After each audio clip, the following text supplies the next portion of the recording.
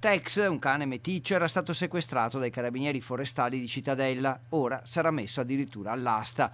Viveva in un comune dell'Alta Padovana dove il suo padrone lo picchiava e lo maltrattava da tempo, e così l'8 agosto 2019 ha trovato ospitalità nel canile di Piazzola sul Brenta.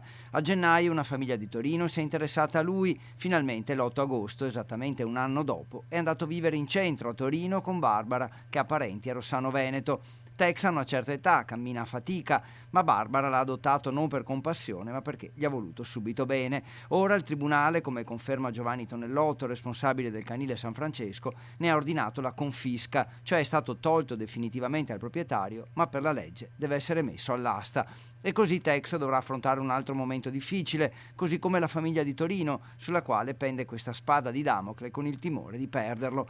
Il canile di Piazzola il 4 ottobre ha festeggiato con la tradizionale Santa Messa e la benedizione degli animali i 17 anni di vita, durante i quali ha accolto quasi 6.000 cani, il 90% dei quali viene adottato entro un anno.